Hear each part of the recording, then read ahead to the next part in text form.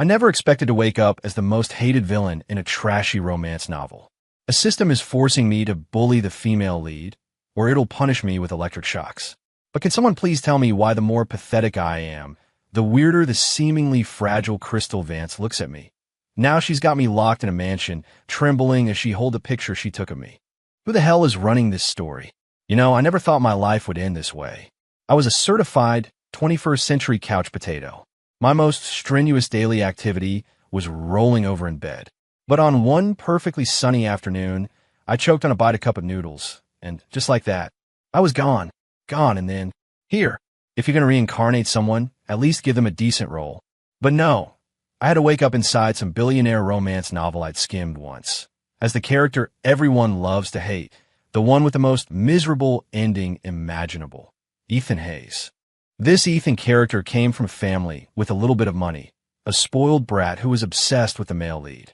His entire purpose in the story was to bully and humiliate the female lead, Crystal Vance, just to make the hero look even more heroic and devoted. In the original book, this guy ends up bankrupt, his legs broken by the hero who'd gone full dark side. He's left to beg on the streets and dies without anyone even bothering to claim his body. Just thinking about it sends a chill down my spine. As I was trying to process this grim new reality, a sharp ding echoed in my head. Vicious supporting character system successfully bound. Host, Ethan Hayes. Please execute the beginner mission immediately. Slap the female lead, Crystal Vance, across the face and verbally humiliate her. Mission failure will result in electric shock punishment. I just stared into space. Electric shock? I'm scared of static cling. What kind of sadist designed this system? Can I not do it? I asked weakly in my mind. Mission countdown, 10, 9, 8. The cold, synthetic voice was devoid of any emotion. I felt my scalp tingle. Electric shock would just zap my newly arrived fragile soul right out of existence. 3, 2, I'll do it. I'll do it. I practically screamed it in my head, tears welling up. I'm a coward. Forget dying a horrible death later. I couldn't even handle the threat of getting zapped right now. I looked around. I was in an absurdly luxurious bedroom, at least 10 times the size of my old studio apartment.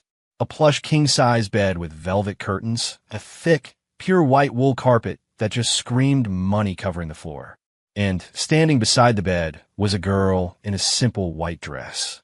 That had to be her, Crystal Vance. Her skin was like snow, her features delicate as a painting. Long, black hair cascaded down her waist. She looked fragile and beautiful, like a porcelain doll that could shatter at any moment. Right now, her head was bowed, her shoulders trembling slightly, the very picture of a wronged heroine. My hands shaking, I walked towards her, my heart pounding like a drum against my ribs. Hitting a woman? Hitting the beautiful main character of the story? This was just wrong. But the system in my head was humming, an unspoken thread of high voltage buzzing in my ears. I raised my arm. It felt like it was filled with lead. Crystal seemed to sense my movement and looked up. Her clear eyes held a flicker of fear and something else, a trace of curiosity I couldn't quite place. I squeezed my eyes shut, steeled myself, and swung my hand. It was less of a slap and more of a clumsy pat, my palm just grazing her cheek. I doubt it would have been enough to kill a mosquito. You, I stammered, trying to come up with the required verbal humiliation. I struggled for a solid 10 seconds, my face turning red from the effort before I finally managed to squeak out, "You stay away from him." The words had all the impact of a wet noodle. Sure enough, a warning siren blared in my mind. Warning, host's mission completion rate is below 30%. Initiating level 1 electric shock punishment. Wait, I yelled, scared out of my wits. My eyes darted from Crystal's pale, almost translucent cheek to the pristine white carpet at her feet.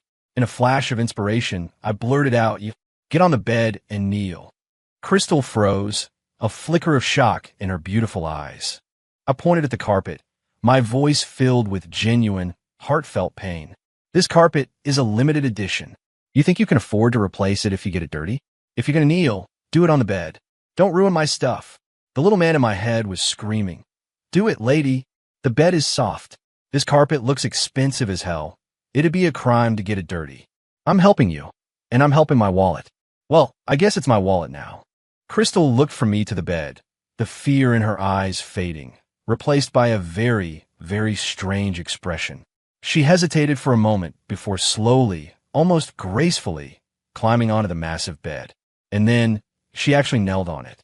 She knelt there on the soft mattress, her head tilted up slightly to look at me. Her cheek had a faint pink blush from my slap, but her eyes were shockingly bright. It looked like there were excited flames dancing in them. Was I seeing things? Ding. Beginner mission complete. Reward, 10 points. Host, please continue your efforts to play the role of the vicious supporting character. The system's voice finally returned to normal. I let out a breath. I didn't know I was holding my back soaked with cold sweat. I'd squeaked by, even if the whole thing was bizarre. I didn't dare look into Crystal's overly bright eyes again. I huffed, trying to look tough, and turned to flee the suffocating room. Stop! A cool, clear voice, laced with a strange magnetic quality, sounded behind me. It was Crystal. I froze, my body rigid as I slowly turned back. Sometime while I wasn't looking, she'd gotten off the bed. She was standing right behind me, so close I could smell the faint, gardenia-like scent coming from her. Mr. Hayes, she tilted her head, a faint smirk playing on her lips that sent a shiver down my spine. Is that all you've got? WH, what do you mean?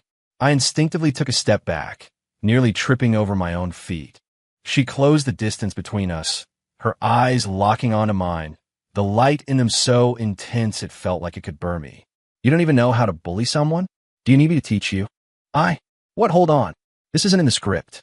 Wasn't she supposed to be looking at me with tear-filled eyes, pathetically accusing me of being a monster? What was this excited, almost encouraging tone? Her stare was making my skin crawl. What? What do you want? I'm warning you, don't try anything. Crystal let out a soft laugh, a sound like feathers tickling my eardrum. She didn't say another word, just gave me one last, long look. It was so complex, I couldn't even begin to decipher it. Then, she walked around me and straight out of the room, leaving me standing there completely and utterly bewildered. From that day on, my career as the vicious supporting character went completely off the rails. The system would issue a mission, throw coffee on the female lead. I'd stand there with a scalding cup of coffee, my hand shaking like I had Parkinson's, and end up accidentally spilling it all over my own hand, hissing in pain. Crystal would just sit across from me, calmly stirring her cappuccino, her eyes glancing at my reddened skin with an unreadable smile. The system would issue a mission, rip up the female lead's homework. I'd sneak around when no one was looking, find her notebook, and tear a tiny little corner before my conscience got the better of me. Then I'd secretly tape it back together with Scotch tape, a clumsy, crinkled mess. The next day, Crystal would hold up that notebook in front of the whole class, point at the ugly tape, and ask in a hurt voice, Ethan, do you know anything about this? I wanted the floor to swallow me whole. The system would issue a mission, spread rumors about the female lead. I'd post anonymously on the school's online forum. Shocking. Crystal Vance from Junior Homeroom 3 is actually a huge nerd who loves to study, and attach a picture I'd sneakily taken of her reading in a library. The replies were a flood of, dude, are you okay? Oh, is that a rumor? Nice pic, though. Can I get the original? Every single mission was a clumsy, nerve-wracking disaster. I was constantly on the verge of being punished by the system, only to pass by the skin of my teeth at the last second. And Crystal's reactions just kept getting weirder. Her expression when she looked at me morphed from fear and curiosity to an aggressive kind of interest, like a cat that's found a fascinating ball of yarn. It doesn't want to destroy it right away. It wants to bat it around and see what other fun things it can do. She was starting to seriously creep me out. I tried to avoid her at all costs, which only seemed to increase the number of times she'd accidentally run into me. Until the day the system issued the ultimate mission. Main Quest issued. At the annual Academy Gala, publicly accuse Crystal Vance of stealing your family's antique silver locket and push her off the stage. Mission success. 1,000 points and unlocks the next plotline. Mission failure. System will initiate the ultimate obliteration protocol. Ultimate obliteration. My knees went weak. I almost dropped to the floor and begged the system for mercy. This mission was just plain evil. It wasn't just about ruining someone's reputation. It was about causing physical harm. In the original novel, This was the event that made the hero finally decide to destroy Ethan Hayes for good. That night, the school auditorium was a sea of glittering lights and buzzing crowds. Crystal, as the student representative, was scheduled to give a speech. She wore a white formal gown and stood under the spotlight. Looking so beautiful, she could have been an angel who'd fallen to earth. I hid behind the heavy curtains backstage, clutching the cold silver locket in my hand, my palms slick with sweat. "Host, execute the mission immediately," the system urged, its voice as cold as ever. I can't do it," I whispered, watching the radiant girl on stage. Sure, she was acting weird, but I couldn't bring myself to destroy her like this. My conscience wouldn't let me. 10-second countdown. 10, 9. The shadow of death fell over me. 8, 7. My teeth were chattering. 6, 5. Crystal finished her speech and bowed to the audience. 4, 3. She turned, her eyes finding my hiding spot in the curtains with pinpoint accuracy. Was it a knowing smile on her face? 2. My mind went completely blank. 1. In the final split second before the countdown ended, I don't know where the courage came from, but I burst out from behind the curtain and charged straight for Crystal in the center of the stage. Gasps and screams erupted from the audience. But just as I was about to reach her, my foot slipped on the polished floor. I lost my balance completely. Instead of pushing her, I flailed my arms like an octopus and pitched forward right at her. The scene I had dreaded, pushing her off the stage, never happened. Instead, Ethan Hayes, in front of the entire school, face-planted at Crystal Vance's feet in the most pathetic way imaginable, managing to wrap my arms around her legs in the process. The entire auditorium fell into a dead silence. I looked up, meeting Crystal's gaze as she looked down at me. There was no surprise in her eyes, no anger. Only a sort of I knew it understanding and that same deeply unsettling interest, which was now more intense than ever. The locket in my hand flew from my grasp on impact, clattering onto the floor and breaking in two with a sickening crack. Ethan, Crystal's voice, amplified by the microphone clipped to her dress, echoed clearly through the hall. It was filled with the perfect amount of panic and hurt. Why? Why would you push me? You even broke my locket. What? Wait a minute. That was my locket. The prop the system gave me. How did it become hers? The audience exploded. Oh my God. Ethan Hayes just attacked Crystal Vance. And he broke her locket. He's a monster. He's caught red-handed. Let's see him try to talk his way out of this one. I was speechless, trapped. My vision started to go dark. It was over. There was no way to explain this. Host has severely deviated from the mission plotline, initiating ultimate obliteration protocol. The system's synthetic voice screeched in my head, sharp and piercing. I felt a powerful, irresistible force ripping my consciousness apart. An agony I can't describe swept through me, and my world went black. In the last moment before I lost consciousness completely, I thought I saw Crystal kneel down, her cool fingers brushing against my cheek as she whispered, in a voice only we could hear, "So naughty. But this is better." I don't know how much time passed. I woke up slowly, my head splitting, my entire body aching like it had been taken apart and put back together wrong. Was I dead? Or had I been reincarnated again? I forced my heavy eyelids open. What I saw wasn't a familiar ceiling, and it definitely wasn't the afterlife. It was a room I'd never seen before, so luxurious it was almost obscene. Giant floor-to-ceiling windows were half covered by heavy velvet drapes, letting in only a sliver of weak light. The furniture was all antique European style, ornate and expensive. The air was filled with a faint, cool fragrance, a lot like the one Crystal wore, but colder. I tried to sit up, but my limbs felt heavy. I looked down and saw it. A delicate, silver metal ring was fastened around my ankle. A thin silver chain connected the ring to the heavy, carved post at the foot of the bed. The chain was just long enough for me to move around the room a little, but there was no way I could reach the door. Was I a prisoner? My mind went blank with a deafening buzz. Just then, the door opened with a soft click. Crystal walked in, carrying a tray. She had changed out of her formal gown and was wearing simple clothes for around the house, her long hair loose around her shoulders. She looked much softer, but the way she looked at me was darker than ever, her eyes swirling with an intensity one couldn't comprehend. "You're awake?" She walked to the bedside and placed the tray on the nightstand. On it was a bowl of simple soup and some plain crackers. Eat something. Crystal, where's this? Why have you locked me up? My voice was raw with fear. She leaned down, and her cool fingers traced my cheek again. This time it wasn't a light brush, but a slow, possessive caress. This is our home, she said with a small smile. It was a beautiful smile, but it made my blood run cold. As for why you're locked up, she leaned close to my ear, her warm breath ghosting over my skin. Her voice was as soft as a lover's whisper, but it held an unshakable, obsessive edge. Because you're always trying to run away, and naughty children need to be kept in. My body went rigid.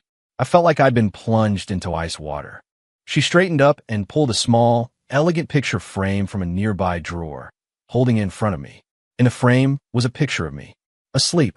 The angle was intimate, as if the person taking it had been watching me for a very long time. She looked from the photo to me, her eyes full of a strange, devoted obsession. Her fingers, holding the frame, were white at the knuckles from the force of her grip, trembling with a restrained excitement.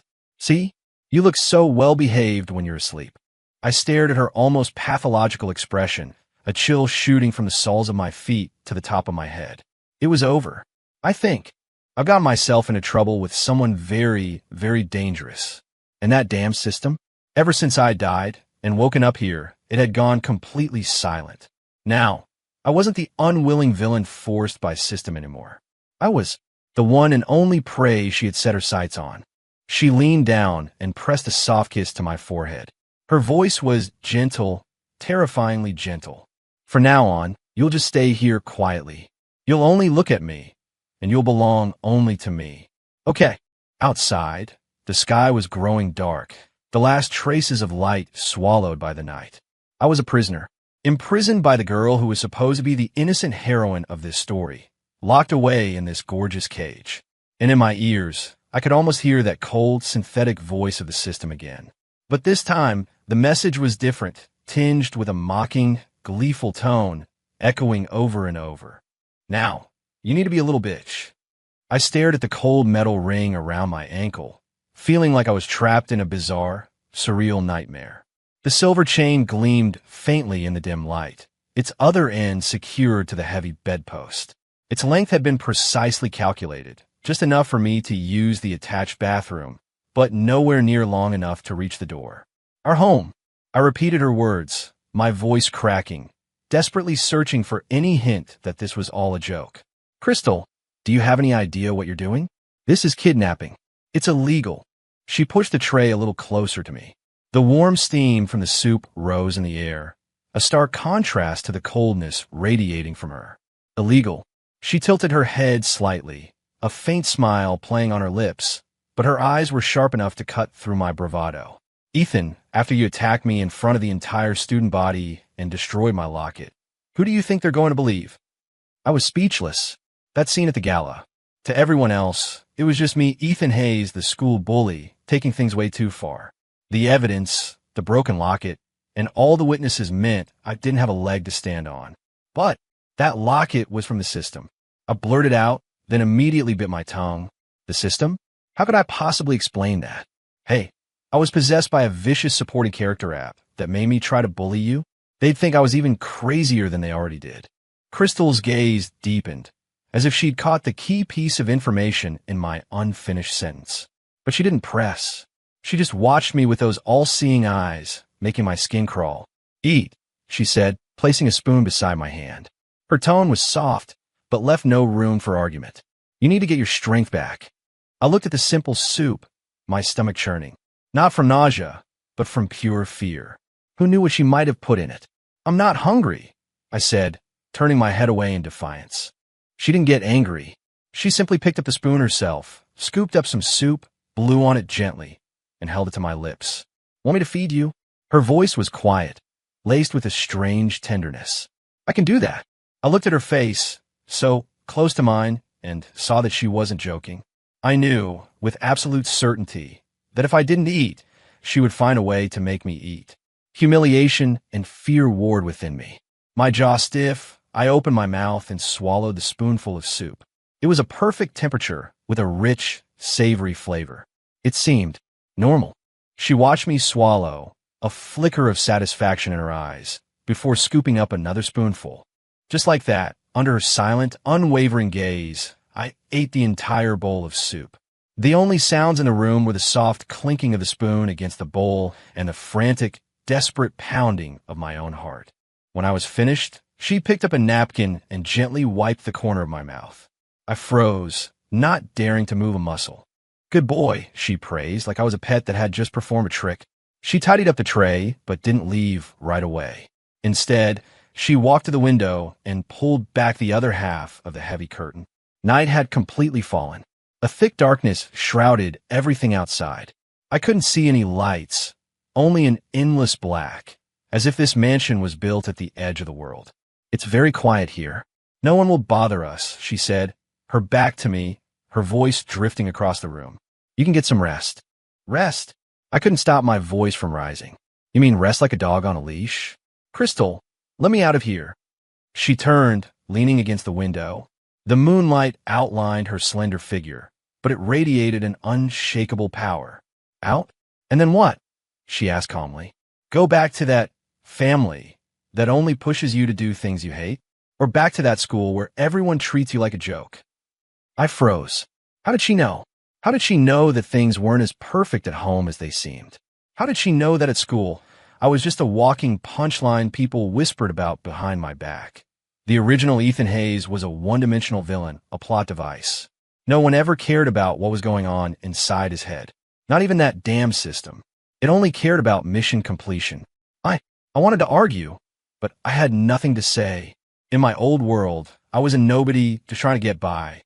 After coming here, I was a hated villain forced to act by a system.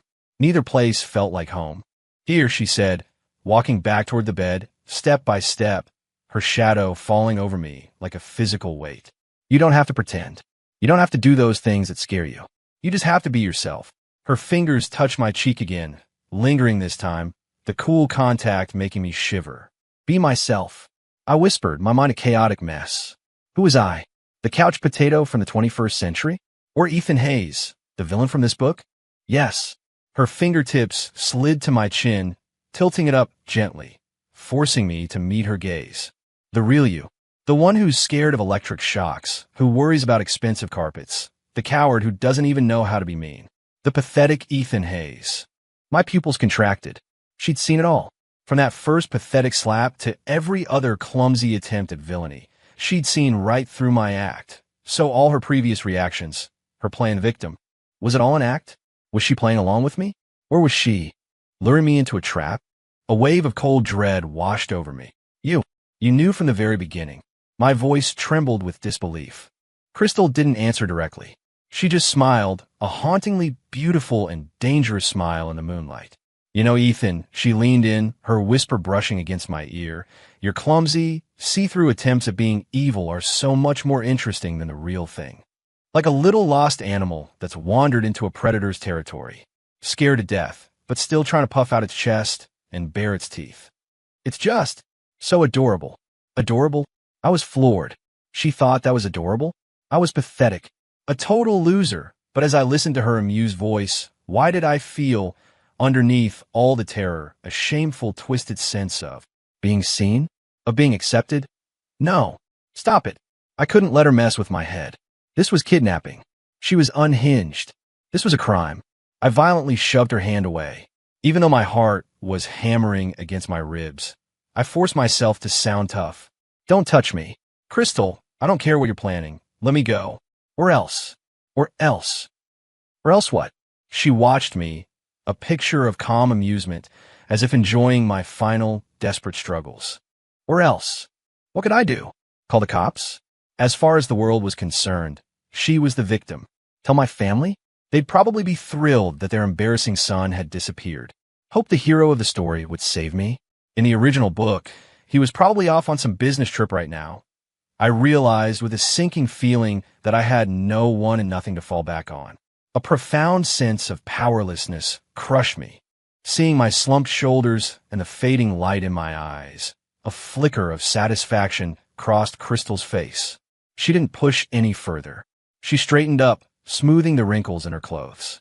"Get some rest tonight." Her voice returned to its calm, even tone, but it was dripping with absolute control. "I'll come see you tomorrow." She picked up the tray and walked towards the door, her heels making no sound on the thick carpet. Just before the door closed, she glanced back at me, her eyes as deep and dark as the night sky outside. "Remember, this is your entire world now, and I am the only one in it." The door clicked shut, and the sound of the lock turning echoed in the silence. I was alone, trapped in this beautiful, cold room. The silver chain on my ankle was a constant, cruel reminder of my reality. The system was gone, but the world's malice had found a new host, a more tangible and obsessive one that was now focused entirely on me. I was being held captive by the story's heroine. What the hell kind of plot twist was this? I collapsed back onto the ridiculously soft bed, staring up at the ornate crystal chandelier. I felt like a songbird in a gilded cage, and the collector was busy admiring her prize, declaring her ownership in the most twisted way imaginable. My future looked like a long, dark tunnel with no end in sight. The days blurred together in that luxurious, suffocating cage. Crystal became the only person I saw. She would show up at the same times every day, bring me my meals, and watch until I finished eating. At first, I tried to resist. I went on a hunger strike, but she always had ways of making me give in. Not with violence, but with something far more unnerving, a cold, silent pressure. She would just sit quietly by the bed, watching me with those all-seeing eyes, not saying a word, until the weight of her stare became unbearable and I would robotically pick up the spoon. After a while, I learned my lesson. Or maybe I just went numb. Eat, sleep, stare out the window at the endless, unchanging darkness. The silver chain on my ankle became a part of me, the boundaries of my world memorized down to the last inch. She didn't always talk. Often, she would just sit in the room, in a single velvet armchair, not far from the bed, reading a book, or simply watching me. That stare wasn't like looking at a person. It was more like admiring a piece in a collection, something she had spent a great deal of effort to acquire. It was focused, satisfied, and carried a possessive chill that made my skin crawl. "It's a beautiful day out," she said one afternoon, closing her book. I was curled up in a corner of the bed. I barely flickered an eyelid in response. What did I care if the weather was nice? I couldn't see it. She didn't seem to expect an answer. She stood up, walked to the window, and yanked the heavy curtains all the way open. Blinding sunlight flooded the room. I instinctively squinted, my eyes aching after being accustomed to the dim light. But then my breath caught. It wasn't darkness outside. Beyond the window was a vast, meticulously manicured rose garden. Blood-red roses bloomed extravagantly under the sun, their colors so intense it almost hurt to look at. Farther out were perfectly trimmed lawns and a dense forest, all under a brilliant blue sky. This wasn't some remote shack in the middle of nowhere. This was a sprawling, opulent estate. "Do you like it?" Crystal's voice had a hint of pride, as if she was showing off a gift. "I picked this room especially for you. It has the best view. You can see the whole garden." I just stared, a storm of emotions churning inside me. For me? So, locking me up like a pet was some kind of favor? "Let me go for a walk," I heard myself demand, my voice hoarse. Even if it was just in the garden, to feel real earth under my feet, to breathe air that smelled like flowers. Crystal turned. The sun backlit her, obscuring her face, but her eyes were still shockingly bright. "No," she said, her refusal swift and absolute. There was no room for negotiation. "Why not? I just want to walk in the garden, not even if you're watching me." A sudden anger flared up, the repressed frustration of my imprisonment finally boiling over. She walked slowly back to the bed, her shadow falling over me again. "The world outside is dangerous, Ethan." She reached out, her fingertips lightly brushing through my hair. The gesture was gentle, but her tone was obsessively certain. "Only here are you safe. Only with me will you never be harmed." That excuse again, I jerked my head away from her touch, my anger rising. "Dangerous? What's dangerous? You're the most dangerous thing here. You're the one who locked me up." She looked at me, not with anger, but with a kind of patronizing look like I was a child throwing a tantrum. "You'll run," she said softly, stating it as a fact. "Just like last time." Last time? Did she mean when the system obliterated me? I didn't run. I didn't even have a choice. I was about to argue, but she suddenly leaned in close, her nose almost touching mine. That cool, gardenia scent enveloped me. Besides, her gaze dropped to my lips, her eyes darkening. I don't like it when your attention is drawn to other things. The flowers, the sun, even the air. I don't like it. Your eyes should only have me in them. Her domineering, completely illogical declaration sent a chill down my spine. This wasn't just possessiveness. It was a pathological need for control. You're insane, I muttered. My words made her laugh, a low, pleased, and utterly terrifying sound. Maybe, she said, straightening up, her cool demeanor returning. But it's the only way to make you completely mine. She didn't give me a chance to respond. She turned and left the room. The sun still streamed in, and the roses still bloomed outside. But all that beauty was just decoration for my gilded cage. I watched her leave, a cold realization dawning on me for the first time. Escaping was going to be 100 times harder than I ever imagined. This woman wasn't acting on a whim. This was all part of her plan, and she was enjoying every second of it. After that day, Crystal seemed to pay even more attention to my mental state. She started bringing things into the room.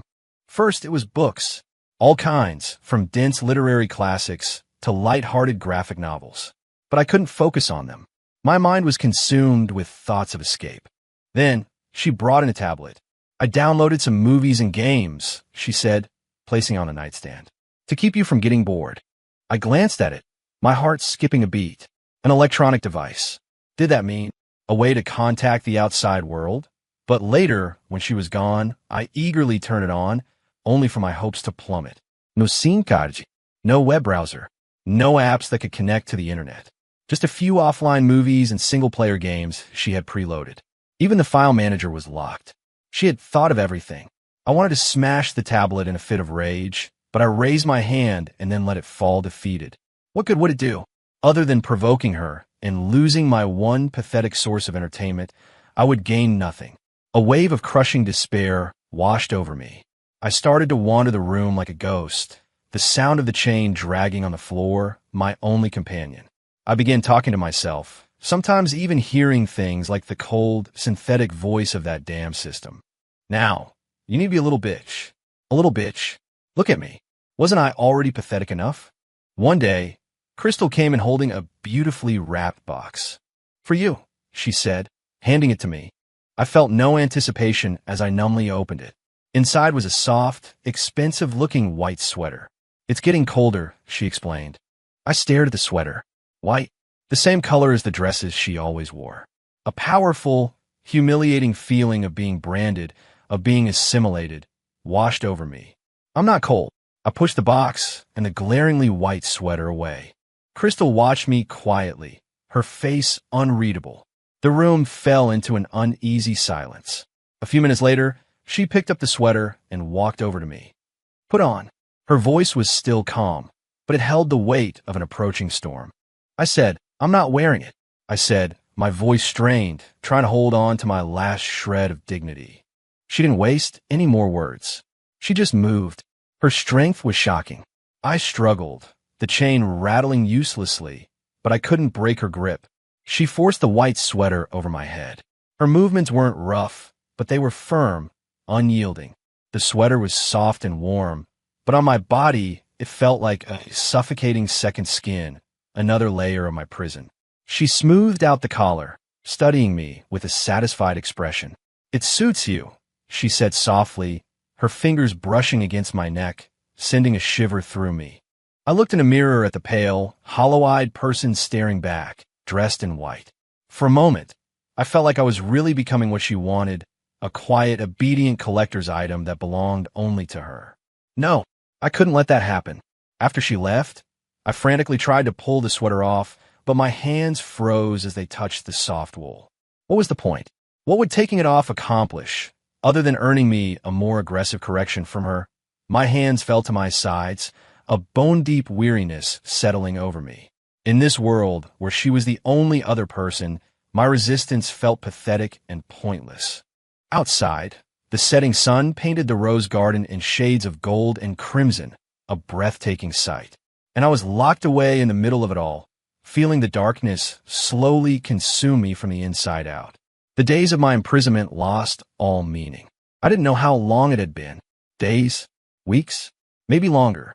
Every day, I woke up to the same room, the same person, the same despair. My consciousness started to blur. I began to sleep for long periods, or rather, fall into a half-conscious state to escape this suffocating reality. When I was awake, I would just curl up in a corner of the bed, staring into space, becoming less and less responsive to Crystal's comings and goings. She seemed to notice the change in me. A dead, stagnant silence probably wasn't the kind of good behavior she was looking for. One day, she didn't leave after putting down my food. She sat in an armchair by the bed and just watched me for a long time. I kept my eyes closed, but I could feel her gaze on me like a cold spiderweb. I couldn't be bothered to move or react. "Ethan," she finally said, her voice sharp in the quiet room. I didn't move. "I know you're awake." Her tone was flat, emotionless. I remained still, like a soulless doll. I heard a soft rustle as she stood up. Her footsteps approached and stopped by the bed. She didn't touch me, just stood there, looking down. "Do you want to know what's been happening outside?" she asked suddenly. Outside. The word was like a small pebble dropped into a stagnant pond, creating the faintest ripple in my numb mind. My eyelashes fluttered. I still didn't open my eyes, but I think I held my breath for a second. She didn't miss it. I heard what sounded like a soft, self-satisfied laugh. "Your family," she began, her voice slow and deliberate, each word a hammer blow to my ears, "reported you missing. They made a show of searching for a little while. But it seems your father is more interested in the illegitimate son he just brought home, and your mother. Her attention is focused on her new season luxury goods and her poker buddies." My heart sank. I didn't have much affection for that family, but hearing just how little I mattered was a cold, bitter pill to swallow. "As for school," she continued, a hint of amusement in her voice, "there were some rumors at first. People said you were hiding in shame after what happened with me. But new gossip quickly took its place. After all, a nobody trust fund kid isn't worth remembering for long." A nobody. She was right. It seemed that no matter which world I was in, I was always the one who could be easily forgotten, easily replaced. The 21st century couch potato, the villain in this book. It was all the same. A deep sense of sorrow and self-loathing washed over me. I started to wonder, even if I did escape, what would I go back to? A reality where no one was waiting for me, where no one cared. And as for that system, that was always buzzing in your ear. Crystal's topic shifted, and she mentioned the one thing I cared about most. My eyes shot open. You still there?" She seemed pleased that I was finally reacting, a small smile touching her lips. "It won't be bothering you anymore," she said, her tone as cold and final as an executioner's blade. "A failed program has no reason to exist." A failed program? What did she know? How did she do it? I looked at her calm, expressionless face, and the chill in my heart deepened. This woman wasn't just holding me captive. She had been working behind the scenes, eliminating anything and anyone that might interfere with her control. "You see," she leaned over me, bracing her hands on either side of my body, trapping me between her and the bed, her dark eyes locking onto mine. "No one out there cares about you. No one is looking for you. And the thing that was forcing you to act is gone. The world has abandoned you." Her voice was soft, but her words hit me like a sledgehammer. Only I. Her fingertips traced the line of my eyebrow, a gesture of almost religious devotion. "Only I want you. Only I will never abandon you." Her words were like poison honey, striking at the most vulnerable, most terrified part of my soul. The fear of being alone, the fear of being abandoned. She was right. No one out there needed me. No one loved me. All my struggles, all my forced acts of villainy, had only earned me disgust and ridicule. But here, even though I was a prisoner, even though I had no freedom, at least, there was one person who so obsessively, so crazily needed me that she would go to such extremes to keep me by her side. In my fragile, self-doubting state, that twisted need began to feel like a strange, dark temptation. What was the point of fighting? Where would I even go if I escaped? My gaze unfocused. The walls I had built around my heart began to crumble under the weight of her words and the harsh reality of my situation. Crystal saw it. She saw my spirit breaking. She didn't push any further. She just held that intimidating position, letting me stew in the facts she had presented. After a long time, So long I felt the blood in my veins turn to sludge. She finally straightened up. She didn't leave. She went in the bathroom and came back with a warm, damp washcloth. She sat on the edge of the bed and began to gently wash my face, from my forehead down my cheeks to my neck. The warmth of the cloth chased away some of the numbness, and a gentle, almost clumsy, but incredibly patient gesture felt like a kindness I had never known. I was a puppet, letting her move me as she pleased. After washing my face, she picked up a comb and carefully began to work through my hair, which had become a tangled mess from days of lying in bed. The teeth of the comb scraped against my scalp, a slight, tingling sting. I didn't resist. When she hit a knot and I flinched, I heard her whisper, "Just a second, it'll be okay." In that moment, she didn't seem like my obsessive, insane captor. She seemed more like a normal person taking care of a sick partner. The bizarre, disorienting feeling made my head spin. When she was done, she looked at my slightly cleaner face, and her expression softened. "Are you hungry?" she asked. I looked at her, and after a few seconds of silence, I gave a slow, almost imperceptible nod. A real, warm smile spread across her face. It was different from her usual cold or creepy smiles. This one made her whole face light up. She stood up and brought over the bowl of soup that had been sitting on the nightstand, likely lukewarm by now. She sat back down, scooped up a spoonful, and held it to my lips. This time I didn't resist. I obediently opened my mouth. The soup was warm, filled with the simple, sweet taste of food. I ate, spoonful by spoonful, as tears I didn't know I had began to stream down my face. They dripped into the bowl, and I swallowed them down with the soup. I couldn't tell if they were tears of humiliation, despair, or a kind of resigned, broken acceptance. Crystal watched me cry. She didn't comfort me or try to stop me. She just watched, her eyes deep as a whirlpool, as if she wanted to swallow me whole, tears and all. When the last spoonful was gone, she put the bowl down and gently wiped the tears from my cheeks with her fingers. "It's good to cry," she said, her voice low and soft. "Cry out all the unnecessary things. From now on, you only need to look at me, think of me.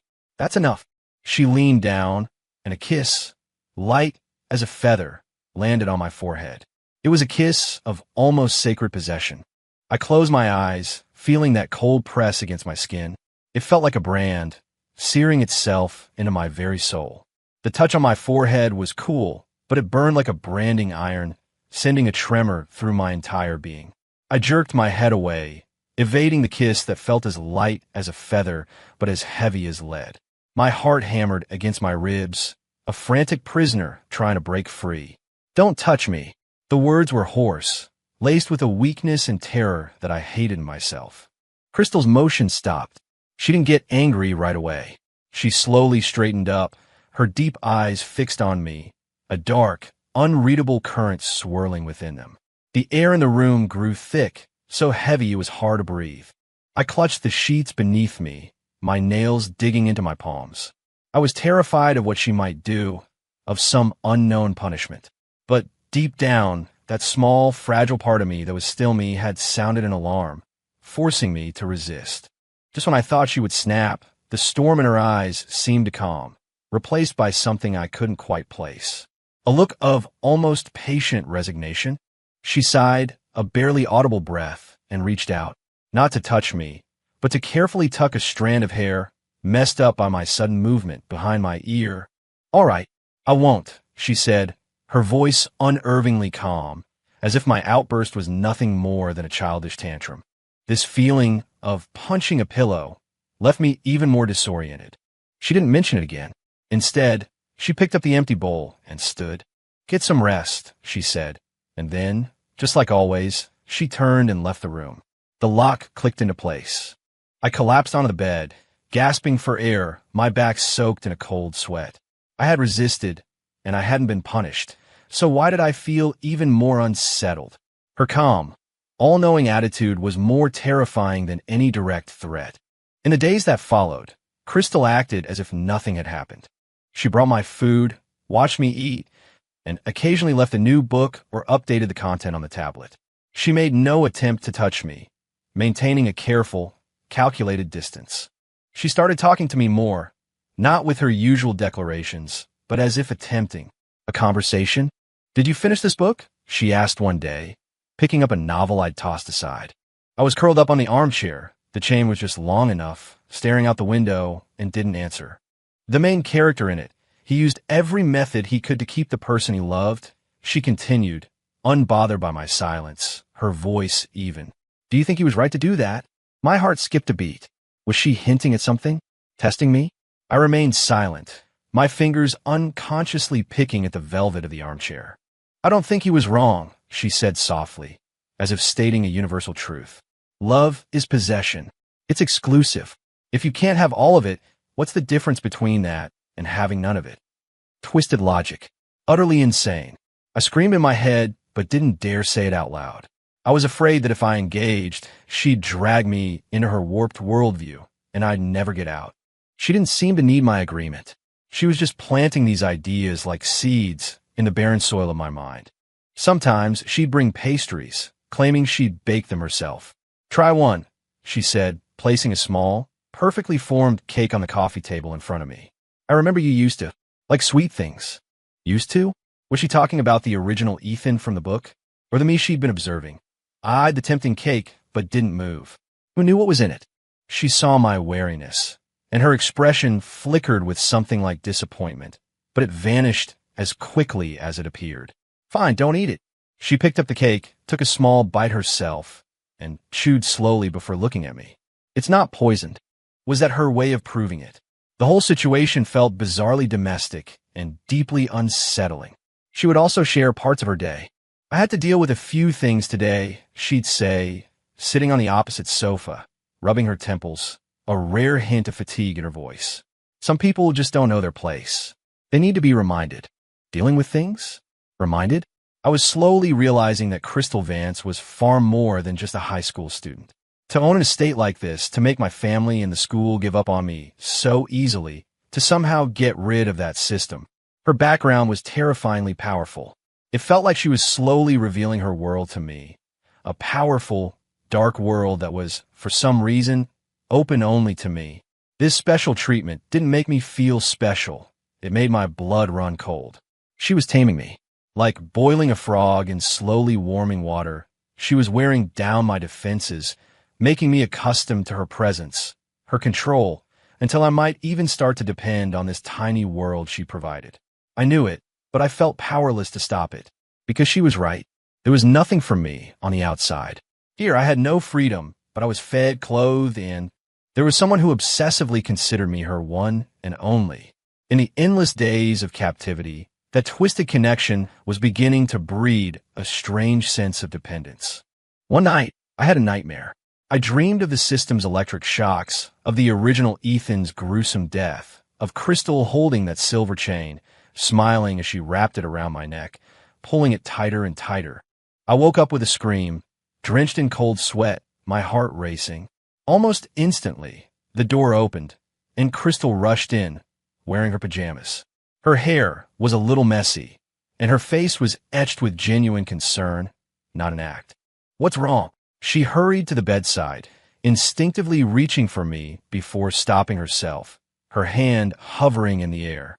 I was still shaking, gasping for air, staring at her face in the dim glow of the nightlight. For a split second, I felt a strange sense of relief. The thought horrified me. "A nightmare?" she asked softly, her voice gentler than I'd ever heard it. I didn't speak, just stared at her. She hesitated, then turned and poured a glass of water, handing it to me. "Drink some water. It'll help." I looked from a glass in her hand to her worried face, and, to my own surprise, I took it. The warm water soothed my dry throat and calmed some of the terror. She sat on the edge of the bed, quietly staying with me until my breathing evened out. In that moment, the world was silent except for the sound of our breathing. There was no captor and captive, no struggle and submission, just a strange, fleeting sense of peace.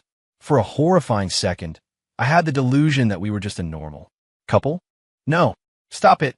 I jolted, shoving the glass back in her hands and pulling the covers up, turning my back to her. "I'm fine now. You can go," I said, my voice muffled. There was a moment of silence behind me. Then I heard her stand up. Her footsteps faded, and the door clicked shut. The room was mine again, but I couldn't get back to sleep. That moment of relief was like a poison dart lodged in my heart. I wasn't scared of her cruelty anymore. I was scared of these rare glimpses of seemingly normal tenderness. They were far more corrosive than any direct harm. Crystal Vance. In her own way, little by little, she was remaking my world into a shape that contained only her. Crystal was still Crystal. She brought my meals, sat in silence, and watched me with that obsessive gaze. But something had definitely changed. I started to watch her more closely, to observe my captor. She was busy, it seemed, not always here.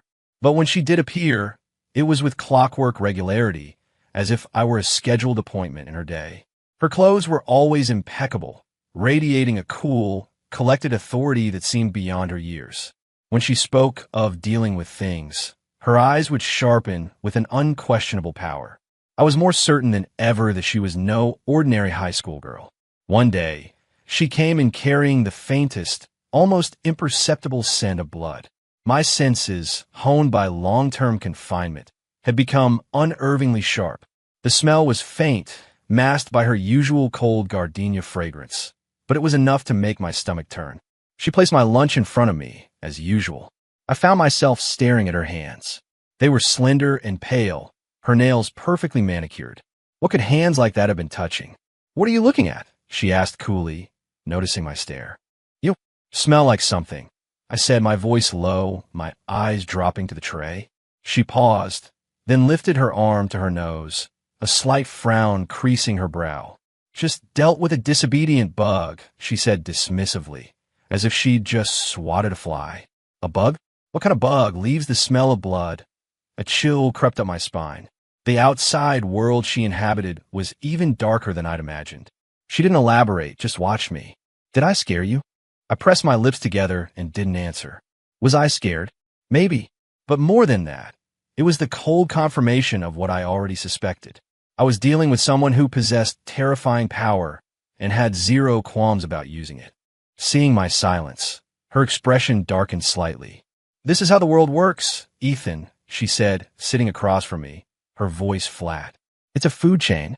You either control others, or you are controlled. There's no in-between."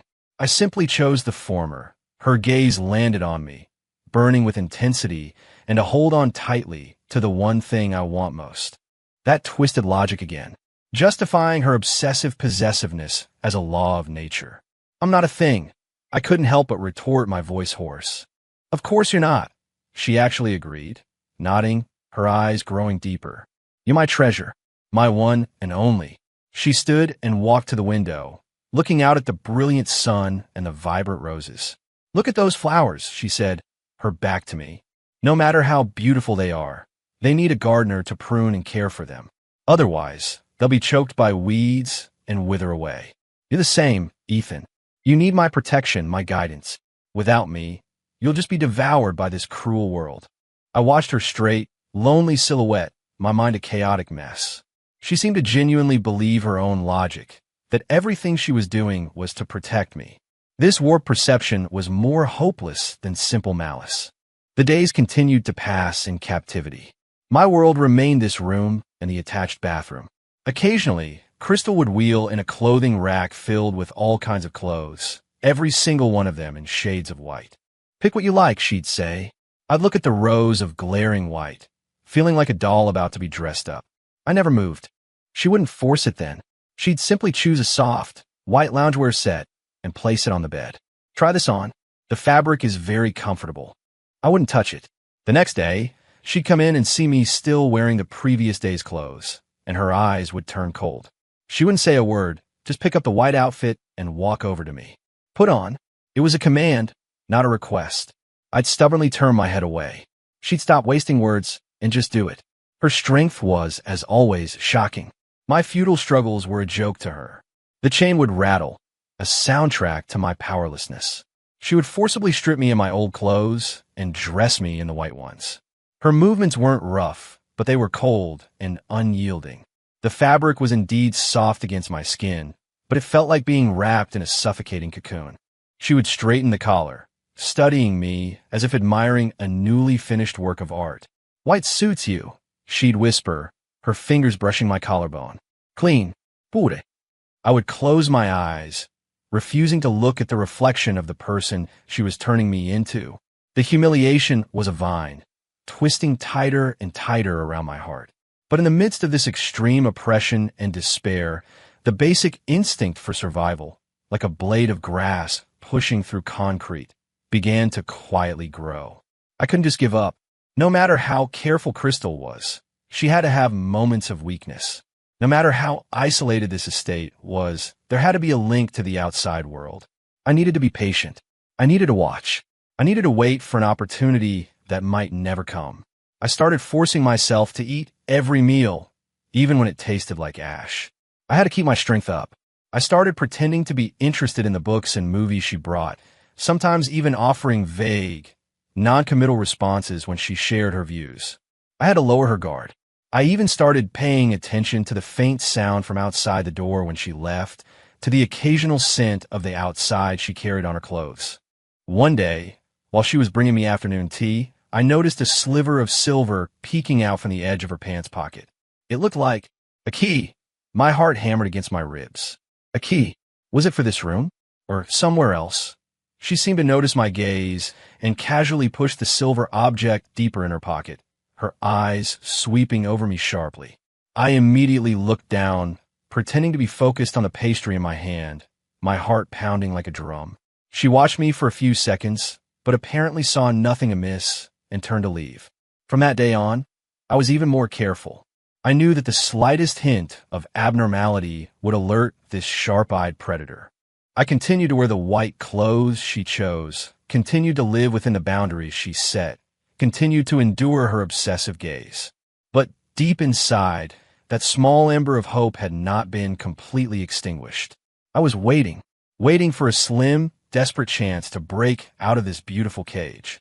And Crystal, for her part, seemed quite pleased with my increasingly docile behavior. The way she looked at me now had less of that initial scrutiny and more of a tender possessiveness. Pretending was exhausting. Every day, I had to maintain a surface-level numbness, a feigned submission, while burying the desperate urge to escape so deep it wouldn't show on my face. Eating, reading, staring out the window, occasionally giving a non-committal grunt to Crystal's probing questions, I acted the part of a prisoner who was slowly losing his will. Crystal seemed very satisfied with my progress. The look of triumphant ownership in her eyes grew stronger. Sometimes she would allow me, under her watchful eye, to move around a little within the chain's radius, like taking a few slow steps in the center of the room. To her, it was probably a gift. To me, it was a precious opportunity to survey my surroundings. I noted that the door was made of heavy, solid wood with excellent soundproofing. The lock was an old-fashioned mechanical one that required a specific key. This made me even more obsessed with the silver object I'd glimpsed. The windows were massive panes of incredibly strong glass. I had secretly tried to strike the edge with my elbow. It didn't even vibrate. It had to be some kind of reinforced or bulletproof glass. Besides, I was on the second floor, right above that beautiful but thorny rose garden. Even if I could break the window, the fall would either impale me or break my legs. My only hope seemed to be that door, and that potential key. I had to be more patient. This afternoon, when Crystal came in, she looked paler than usual.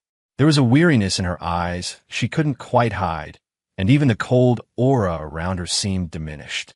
She placed a plate of pastries on a small table in front of me, as usual, then sank into the opposite armchair, closed her eyes, and began rubbing her temples. It was a rare, unguarded moment. My heart skipped a beat. An opportunity? No, it was too obvious. This could be a test. I forced myself to look away, picked up a pastry, and took small, tasteless bites. But out of the corner of my eye, I kept her locked in my sights. She seemed genuinely exhausted. She sat with her eyes closed for a long time, her breathing growing slow and even. Was she asleep? Impossible. She was too paranoid to actually fall asleep in front of me. But I did notice that the hand resting on her lap was clenched slightly, her knuckles white, as if she were enduring some kind of pain. And that faint smell of blood seemed a little stronger today. Was she hurt? The thought made my heart clench, a reaction I immediately suppressed. What did I care if she was hurt? I should be glad. If she was weak, my chances were better. The minutes ticked by, the silence in the room broken only by our breathing. I put down the half-eaten pastry, picked up a book, and pretended to read, but my fingers trembled with tension. Just then, Crystal's hand, which had been resting on the arm of the chair, slid off and dangled at her side. And from the edge of her pants pocket, that flash of silver appeared again, clearer than before. It was a ring of keys, and the teeth of one of them looked like a perfect match for the lock on my door. My breathing hitched. The keys, right there, within reach. If I was fast enough while she was resting. The temptation was a siren song in my head. My rational mind screamed that it was a trap, but my desperate instinct for freedom shrieked louder. Should I risk it? My palms were sweating, crumpling the edge of the book. I took a deep breath, trying to calm my racing heart. I gently set the book down and slowly, carefully, got to my feet. The chain made a soft, scraping sound, deafening in the quiet room. I froze, my eyes darting to Crystal. She was still, her eyes closed, her breathing even. She hadn't stirred. I steeled myself and, quiet as a cat, began to inch towards her. The chain gave me just enough slack to reach the side of her armchair. Closer, closer. I could see the fine lines of her eyelashes, her pale lips, and the tantalizing silver keys in her pocket. My hand shaking, I slowly reached out, my fingers stretching towards the cool metal. The air was thick with the scent of gardenias and that faint hint of blood, a heart-stopping combination. Just as my fingertips were about to brush against the keys, an iron grip closed around my wrist. The force was incredible, enough to crush bone. My head snapped up in terror, and I met a pair of wide-open eyes. There was no trace of sleep in them, only a cold, sharp light of disappointment and certainty. I knew it. Crystal's voice was low, dangerously calm. You still haven't learned. It was a trap. She wasn't asleep at all. She was waiting for me. Panic seized me. I tried to yank my arm back, but her grip was like a steel vise. Let go of me. I whimpered, struggling, the chain rattling wildly. Using my own momentum against me, she shot to her feet, her other hand clamping down on my shoulder and slamming me back down into the armchair. The impact made my vision swim. She loomed over me, her shadow swallowing me whole. Her eyes, stripped of all their feigned tenderness, were now bottomless pits of fury. I gave you a chance, Ethan, she hissed, her fingers digging into my shoulder. I tolerated your moods, your noncompliance. I thought eventually you'd understand. You'd accept it. But all you can think about is running away. Her voice was quiet, but the pressure behind it was suffocating. Was I too good to you? Did that give you the delusion that you could challenge me? No. I tried to explain, to beg, but fear had stolen my words. She wasn't listening. She leaned down, her forehead pressing against mine, her cold breath on my face. It seems you need a more permanent lesson, she whispered, to remember who your master is. Those last words were like icicles stabbing into my heart. She released my wrist and, under my horrified gaze, reached in her own pocket and pulled out the keys. She dangled the one from my door in front of my face, a cruel, cold smile twisting her lips. You want this? I stared at her, my heart sinking into a black abyss. Then, as I watched in utter despair, her hand clenched. With a sharp snap, the brass key broke in two. She had broken it with her bare hands. The two pieces fell silently onto the thick carpet, but the sound echoed in my skull like a gunshot. She broke a metal key with her bare hands? What kind of monstrous strength was that? My blood ran cold, freezing in my veins. All this time, I knew she was strong, but I never imagined she was inhumanly strong. She let go of me, straightened up, and tossed the rest of the keychain back in her pocket as if it were trash. She then picked up the broken key head from the floor and pocketed that as well. She looked down at me, collapsed in the armchair, my face as white as a sheet. Her eyes were once again calm, cold, and in complete control. Now, she said, have you given up? She didn't wait for an answer. She turned and walked out of the room with steady, measured steps. The lock clicked shut. I was a boneless heap, unable to move. My mind replayed the image of the keys snapping, of her freezing, merciless eyes. Hope, in that single, sharp crack, had been utterly shattered. Along with it, the last bit of courage I had managed to scrape together turned to dust. It was over. This time, it was really over. I closed my eyes, and a tide of absolute despair washed over me, drowning me completely. The sharp crack of the key, breaking, seemed to have snapped a tightly wound string in my own mind. A long, dead silence followed. I remained slumped in the armchair, in the same pathetic position she'd left me in for a very long time. I stared blankly at the ornate patterns on the ceiling, my vision a hollow blur. So this is what it felt like to have your hope crushed in someone's bare hands. It was worse than when the system had declared my obliteration, because this time I had personally delivered that sliver of a chance to its destroyer and watched it die. Crystal didn't show up again right away. My meals were now delivered by a middle-aged woman with a blank face and empty eyes. She wore a simple maid's uniform, came in, set down the tray, and left without a single word, without even looking at me, like a pre-programmed robot. The books and the tablet were gone too. Total isolation. Even her obsessive, unnerving presence had become a luxury I was denied. I felt like I'd been forgotten in this gilded corner of the world. Only the cold silver chain on my ankle and the silent, punctual maid reminded me that I was still alive, still a prisoner. Time ceased to have meaning. I spent most of my days sleeping or just lying there, watching the light crawl across the room, from the pale glow of dawn to the bright afternoon sun to the quiet dusk, until it was finally swallowed by a thick, suffocating darkness. My mind was empty. My heart was empty. I couldn't even feel humiliation or anger anymore, only a bone-deep numbness. Occasionally, I would remember Crystal's cold eyes as she broke the key, remember her words, "Who your master is," and that absolute, unquestionable power. Resist? How could I resist someone who could snap metal with her bare hands? Maybe she was right. Leaving here wouldn't be any better. I would just be trading one cage for another, possibly a worse one. At least here, I was fed and clothed. At least here, she needed me. The thought slithered in my nearly vacant mind like a venomous snake and coiled there to stay. I don't know how much time passed. A few days, maybe longer. Just when I felt like I was about to become a complete zombie, the door opened again. It was Crystal. She had changed into a soft, cream-colored loungewear set. The color had returned to her face, and the cold aura around her seemed to have subsided, making her look much more peaceful. She was carrying a bowl of steaming soup. She walked to the bed. I was lying on my side, facing the wall, and didn't turn around. She sat on the edge of the bed. She didn't try to touch me, just placed the soup bowl on the nightstand. "Sit up and have some soup," she said. Her voice was calm, emotionless, as if our violent confrontation had never happened. I didn't move. "You haven't eaten properly in days," she continued, her voice tinged with something that almost sounded like frustration. "You're going to make yourself sick." Make myself sick? Wouldn't that be convenient for her? A weaker prisoner is easier to control. I remained silent. There was a pause. Then I heard a very faint sigh. "Ethan," her voice was a little softer now. "I was very disappointed that day." My heart winced. "I gave you space to move.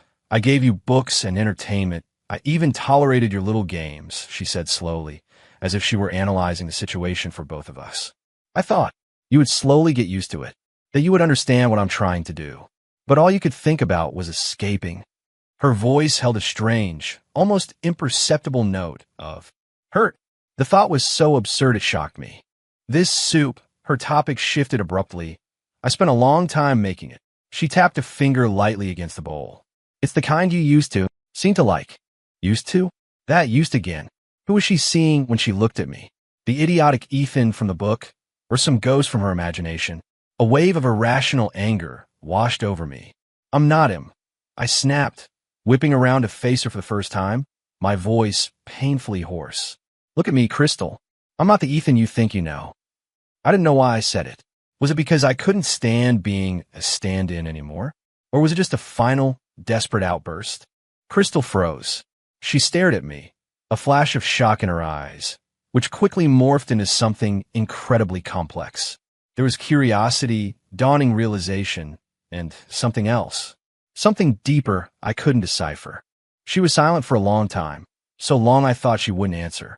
"I know," she finally said. Her voice was quiet, but it hit me like a thunderclap. I know. What did she know? That I wasn't the original? How is that possible? From a moment you gave me that pathetic little slap and started worrying about the carpet, she said, her eyes sharp as a scalpel, as if dissecting my very soul. I knew. You weren't him anymore. My mind went completely blank. She knew all along, from the very beginning. So all her patience, her observations, her taming, it was all directed at me, the soul from another world. A terrifying feeling of being completely exposed, of having nowhere to hide, consumed me. Then why? Why are you still doing this? Why lock me up? Because she leaned in close, her dark eyes reflecting my own terrified face. This you is far more interesting. Scared, pathetic, but with a harmless sort of cleverness and a little bit of kindness. Like a blank canvas that I can paint with any color I choose. Her fingertips traced my outline in the air, her expression one of fascinated, fanatical obsession. And most importantly, this you is one of a kind, a creation that is completely, utterly mine. My blood ran cold. I felt like I was encased in ice. So that was it. She hadn't imprisoned me because I was Ethan Hayes. She'd imprisoned me because I was me. A chance discovery, a new toy that suited her tastes, something she could mold however she wanted. That was so much more terrifying, so much more disgusting than just being a replacement. You're a monster, a psycho, I stammered, my teeth chattering. She didn't seem to mind the insult. In fact, she smiled faintly. Maybe, she said. She straightened up, picked up the bowl of soup again, and held a spoonful to my lips. Her voice was impossibly gentle. But for now, drink your soup. I made it myself. Don't let it go to waste. I looked at the spoonful of creamy liquid, at her calm, dangerously insane eyes, and I knew I had no choice. Resistance was futile. Escape was impossible. I was an ant in the palm of her hand. She could crush me whenever she wanted. A deep, profound sense of powerlessness, a swamp of despair, began to swallow me whole. I closed my eyes, and trembling, I opened my mouth. The warm soup slid down my throat. It tasted rich and savory, but I couldn't taste a thing. It was as if I were swallowing what was left of my dignity, my hope.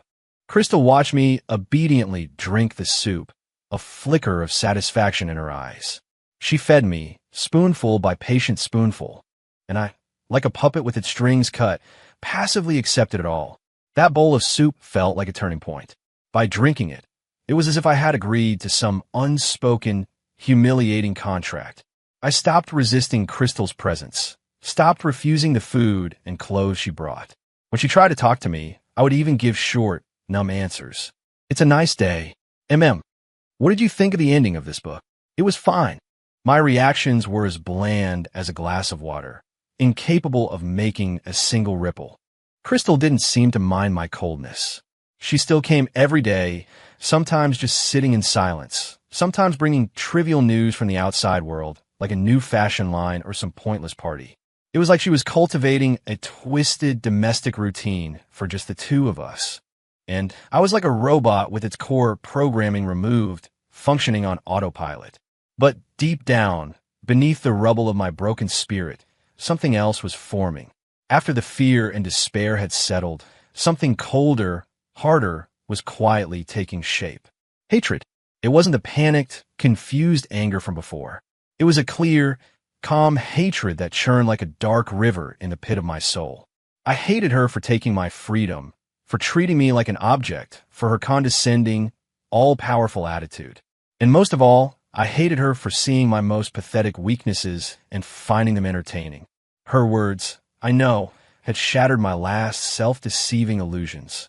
She knew I wasn't the original Ethan. She knew my fear, my struggles. All my clumsy attempts at defiance were transparent to her. This feeling of being completely exposed, of being metaphorically naked under her gaze, was worse than the physical confinement. If I couldn't escape, and resistance was useless, then, at the very least, I could make sure she didn't enjoy it so much. The thought grew like a poisonous mushroom in the dark. I started watching her again, not for a way out, but for a weakness, for a way to hurt her. She liked me to be obedient. I would act like a soulless doll, denying her the satisfaction of a successful taming. She liked me in white. I couldn't refuse to wear the clothes, but I would deliberately let them get slightly wrinkled or get a tiny, insignificant smudge on them, ruining the purity she wanted. She tried to talk to me. I would use the shortest, most dismissive words, or just stay silent and let her talk to herself. I became a block of ice, silently resisting the warm water she was trying to melt me with. Crystal obviously noticed the change. The satisfaction in her eyes was gradually replaced by a subtle, growing frustration. One day, she brought a new, white cashmere scarf, saying it was getting colder outside. She wrapped it around my neck herself, her movements gentle.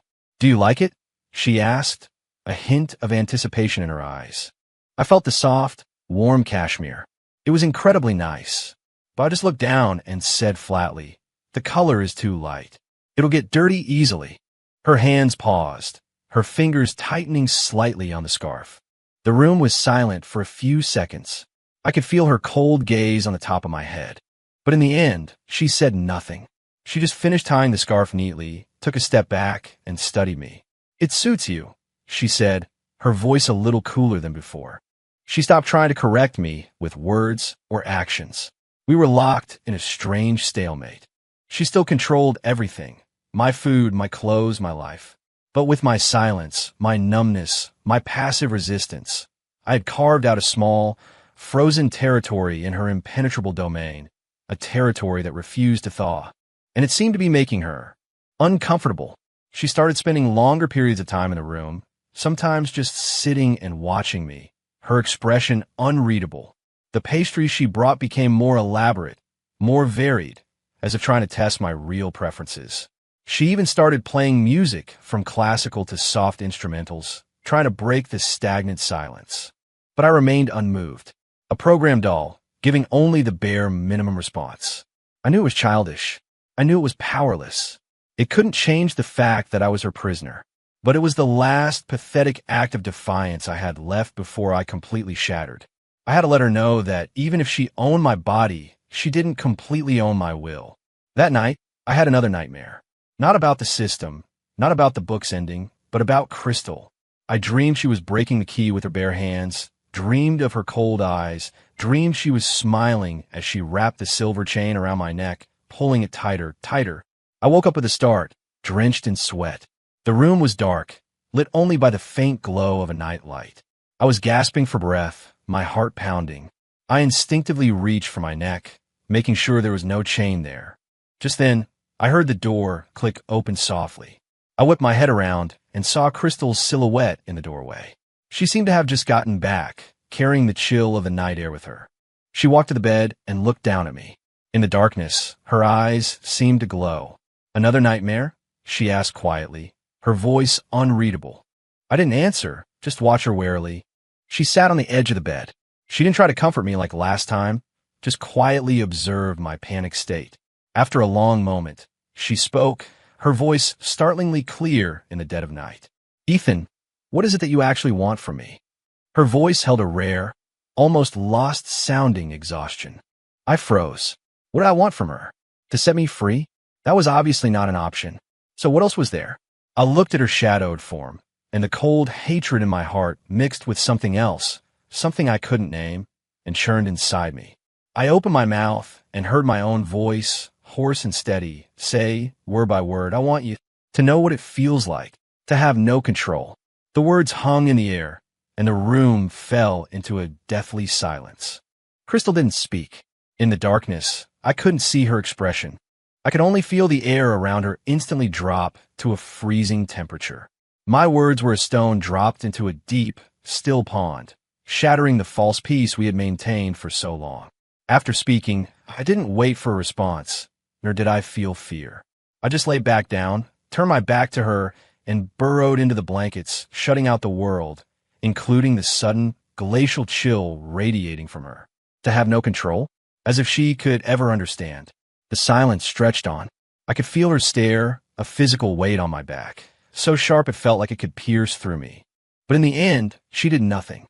No angry words, no cold punishment, not even a single rebuttal. I heard her stand up, her footsteps heavier than usual as they moved towards the door. The door closed. The lock turned, but the sound seemed to have a new, strained quality to it. For the next few days, Crystal didn't come. The silent, maid continued to deliver my meals. But the atmosphere in the room grew heavier, thick with the low pressure that comes before a storm. I maintained my numb exterior, but my mind was in turmoil. My words had been a double-edged sword. In striking at her, I had also reopened my own wounds. The hatred was real, but what lay beneath it? Was it some twisted form of Stockholm Syndrome, born from this sick codependency? Or was it a pathetic sort of pity for the rare moments of exhaustion and confusion she let slip? No, impossible. I violently shook the ridiculous thoughts away, focusing on maintaining my cold, fragile defense. On the third night, the door opened. But it wasn't a meal tray that entered. It was the heavy scent of alcohol. Crystal stumbled in. She was clearly drunk. Her steps were unsteady, her face flushed an unnatural red. Her usually sharp, clear eyes were glazed over, unfocused. She walked directly to the bed and stopped, looking down at me. I sat up warily, leaning against the headboard, keeping my distance. The strong smell of liquor was making me nauseous. "Ethan," she mumbled my name, her voice thick and slurred. She didn't come closer. She just stood there, swaying slightly, her gaze a confused, struggling mess. Why? She seemed to be asking me, and herself, why won't you just listen? Am I not good to you? She staggered forward a step, catching herself on the bedpost. I give you the best. I protect you. I keep you with me. Why do you always want to leave? Looking at her like this, I felt my heart clench, a feeling I immediately suppressed with a fresh wave of suspicion. Was this a trick? Or is she actually this vulnerable? Isn't it nice here with me? She got a little closer, the smell of alcohol and her cold perfume overwhelming my senses. She reached out a hand, as if to touch my face, but it fell limply to her side. What's so great? About the outside, her eyes drifted vaguely towards the dark window, her voice trembling slightly. It's all fake. Everyone will just hurt you. Only I am real. Her words were broken and disjointed, but the desperate obsession behind them was terrifyingly clear. You're drunk, I said, my voice dry, turning my head to avoid her gaze. Drunk? She let out a low, hollow laugh. Yeah, I'm drunk. Only when I'm drunk. Do I have the courage to ask you? She snapped her head up, her hazy eyes suddenly sharpening, locking onto me. Tell me, Ethan, what do I have to do to make you want to stay? Her voice was raw, desperate, on the verge of breaking. I looked at her red-rimmed eyes, at her trembling body, at this raw, broken vulnerability she had revealed after stripping away all her defenses. The cold, hateful words I had prepared rose in my throat, but I couldn't say them. Faced with this version of her, all my petty acts of resistance seemed pathetic and meaningless. We stared at each other in the dim, alcohol-scented room. Suddenly, as if all her strength had abandoned her, her body went limp, and she pitched forward. I reacted on instinct, reaching out and catching her. Her full weight fell against me. Her head rested limply on my shoulder, her warm, boozy breath ghosting across my neck. She was heavy and fragile. I held her stiffly, not knowing what to do with my hands. The silver chain rattled softly with the movement. She seemed to find a comfortable spot nestled against me, shifted slightly with a soft sigh, and then went still, her breathing evening out into the slow rhythm of sleep. She fell asleep. In my arms? In the arms of her prisoner? In the very cage she had built? I looked down at her face, so close to mine, without her usual coldness and power. Her features were soft, unguarded, almost innocent. The thought sent a shiver through me. No, don't get soft. This is an act, a manipulation. I tried to push her away, but she was clinging to me like a drowning person to a piece of driftwood.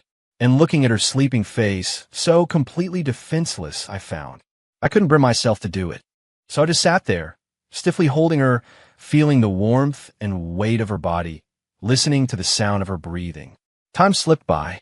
The darkness outside seemed to be thinning, a faint hint of gray appearing on the horizon. Crystal stirred in my arms, her eyelids fluttering open. Her eyes were hazy at first, then sharpened with startling speed. She saw me, saw our position, and her whole body went rigid. She immediately pulled away, scrambling back, a fleeting, almost panicked look on her face before her usual icy mask slammed back into place. She stood up, smoothed her wrinkled clothes, and looked at me with an unreadable expression, part scrutiny, part confusion, part something else I couldn't name. Neither of us spoke. The first ray of morning sun pierced through a gap in the curtains, casting a long, narrow beam of light across the expensive carpet. The edge of the light fell directly on the silver chain attached to my ankle, making it gleam. Her gaze followed mine, and she saw it too. She stared at the chain for a long, silent moment. Then, she raised a hand and pulled something from the pocket of her loungewear. It was the keychain. The broken half of the key was still on it. She held the keys, her fingers tightening, her knuckles turning white. Her gaze shifted from the keys to my face and back to the keys. The sun rose behind her, outlining her slender, powerful figure. I held my breath, my heart starting to pound uncontrollably. Was she going to open it? After a long, suffocating silence, she clenched her fist, closing her hand tightly around the keys. And then, without a word, she turned and left the room. The lock clicked. The sound echoed in the sunlit room. I stared at the closed door, at the silver chain glittering on my ankle, and then down at my lap, where the warmth of her body and the faint scent of alcohol still seemed to linger. And in the cold, dead ruins of my heart, the unexpected sunlight and her hasty retreat had just stirred up a cloud of dust.